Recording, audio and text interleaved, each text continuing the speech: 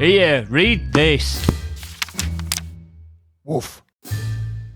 Hello everybody, Ash here from the Ear Read This podcast. Now, when I'm not making Edinburgh's most powerful book podcast, I'm working in one of Edinburgh's bookshops, John Kay's on Victoria Street, where we sell beautiful books, prints, gifts, and some bookmarks. They look good. But it's not actually the shop, John Kay's, that I want to talk to you about today, although there is a video next week, very exciting video, about John Kay's and the man behind the name, John Kay, the caricaturist who lived in Edinburgh in the 18th century. Look out for that next week. But today, instead of talking about the shop, I want to talk to you more about the street it's on, Victoria Street. It's a very historic street in Edinburgh's Old Town, just behind the Royal Mile and leading on to Grassmarket, one of the most photographed streets in Edinburgh. And chances are, if you know anything about Victoria Street, it is probably the following piece of literary trivia. Victoria Street is the street that J.K. Rowling based Diagon Alley on in the Harry Potter books. Now, this is a fact that I hear multiple times a day working in the shop. There are tour guides that go past with a fleet load of Harry Potter fans, and they say that here we are, welcome to Diagon Alley. There are other possible Diagon Alleys around the UK. There is the Shambles in York and a couple of others. But Edinburgh has a little bit of an edge on those others. After all, J.K. Rowling did live in Edinburgh when she wrote the Harry Potter books. Around the corner is the Elephant Cafe, where she definitely did some writing. And there is the Greyfriars Kirkyard, which, as the tour guides will tell you, has a bunch of names in its graveyard that J.K. Rowling used for Harry Potter characters. I think Tom Riddle is one of them, and there's a few others. But then, as unlike her as this is, the other week J.K. Rowling divided people with a tweet, in which she said words to the effect of, "Sorry to break it to you," to a fan that had talked to her on Twitter, but Diagon Alley is not based on Victoria Street or any real street. I've heard the theories that it's based on this or that street, but the fact is it's based on no particular street. I made it up. I hadn't even been to Victoria Street before I wrote Diagon Alley. And just to rub salt into the wound, she went on to say that there's no connection between Greyfriars Kirkyard and any names she used in Harry Potter. So, as I was able to observe from a safe distance, this sent shockwaves through the Harry Potter tour guide business, and I listened with no small amount of anticipation for how the tour guides were going to accommodate this revelation from Rowling. And by and large, they just chose to ignore it. They don't tend to name Rowling, they tend to say the author. And in recent years, they tend to treat J.K. Rowling like a formerly benign aunt who has taken in recent years to wearing leathers and farting at the breakfast table, that kind of thing. I'm not the first person to remark on the irony of J.K. Rowling becoming she who must not be named among fans of her work. So they're in a slightly compromised position, a bit like those who wish to distance themselves from J.K. Rowling whilst still earning a living playing Quidditch. But instead of talking about J.K. Rowling, I wanted to show some glimmer of hope to those tour guides by pointing out that just because a literary claim is baseless, it doesn't mean that it won't be lucrative or lasting. And there are two examples that will help me make my point within walking distance. So here we go. Out of the shop and round onto the Royal Mile. We're going to walk straight across it for now and go down Lady Stairs Close. Here I am going down the Lady Stairs. So they are lady stairs, but I went down them anyway. Don't tell J.K. Rowling, she'll hate that. Down these lady stairs, we have the Writers' Museum, in which you can find out more information about Robert Louis Stevenson, Burns, and Walter Scott. And then just round the corner, we have this cameo of the three authors. That's Stevenson at the bottom, then Scott, then Burns. And what this cameo does, surely, is give the impression to untold numbers of tourists that here are three Edinburgh writers. And that's not entirely true. Stevenson and Scott were born and bred in Edinburgh. Burns, on the other hand, grew up in Ayrshire. And he only came to Edinburgh when he was, I think, 27, something like that, in 1786. Now, depending where you read about his stay in Edinburgh, you might hear it described as, well, he stayed here for 2 years. Which, again, is not entirely true. He did arrive here in November of 1786, and he left for good at the beginning of 1788.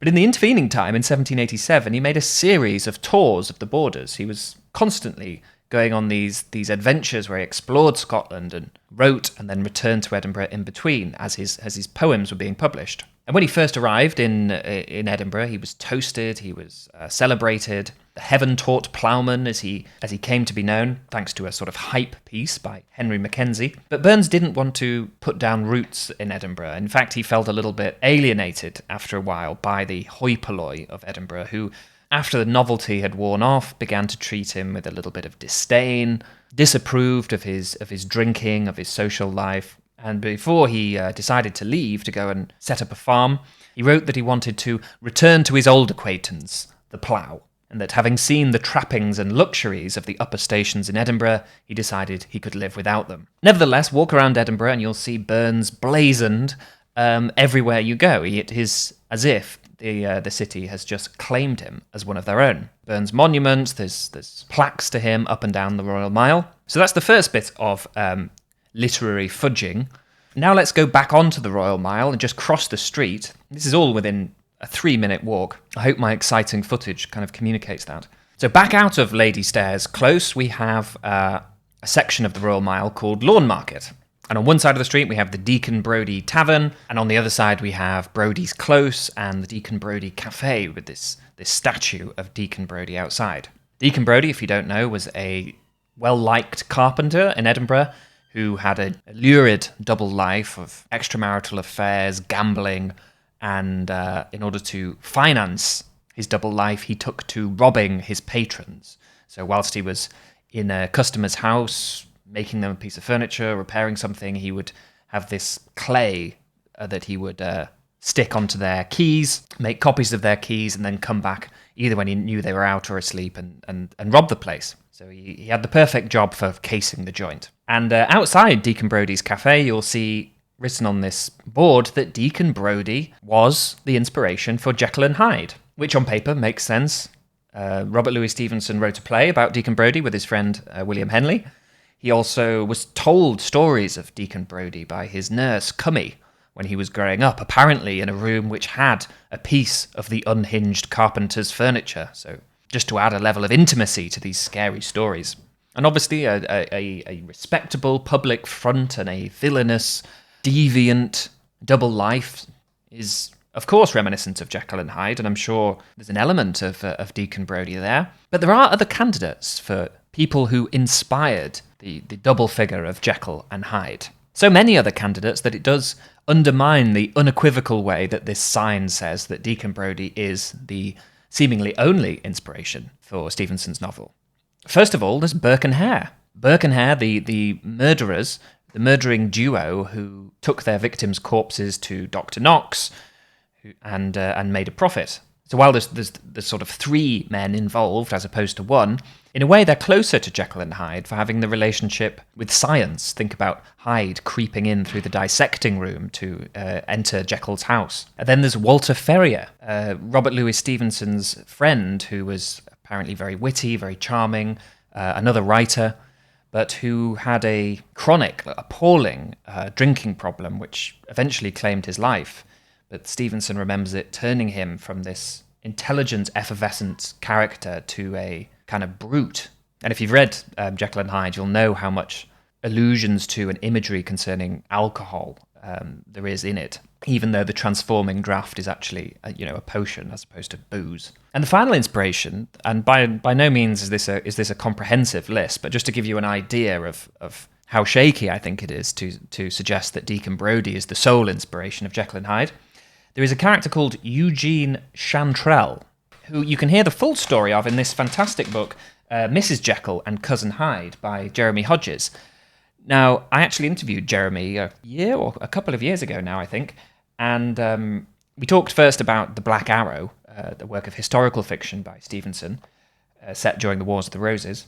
And in the second part of that interview, which is audio only, so you'll need to find it on Spotify or iTunes, not on YouTube, we talked about mainly this book, which is a series of intriguing cases for kind of alternative inspirations for Jekyll and Hyde. Its main focus being the dedicatee of Jekyll and Hyde, Robert Louis Stevenson's cousin, Catherine de Matos. I'm not going to talk about her today. I'm going to talk about Eugene Chantrell, who is this French tutor turned murderer who Stevenson actually saw on trial in Edinburgh. Not only that, he'd actually socialised with this man. He'd had drinks with him in the pub. So this is someone Stevenson had a much closer experience of than say, Brody, even if he had one of his cabinets. Chantrell was outwardly respectable, but behind closed doors, violent, alcoholic, and had a history of extreme sexual assault, and eventually was arrested for poisoning his wife. And when Stevenson discovered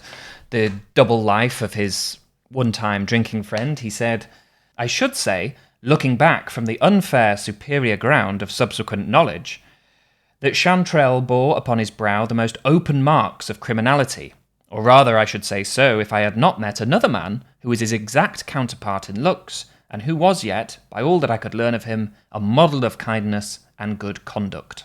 And as Jeremy writes in his book, he now had more than enough material to create Mr. Hyde. So there you go, dear tour guides of Edinburgh, don't despair. Look at the examples of Burns, Deacon Brody, and reassure yourself that just because something is not 100% true doesn't mean it's not a good story. Anyway, that's it for today. Do look out next week for an exciting interview, a slightly longer video about who John Kay was. And until next time, happy reading.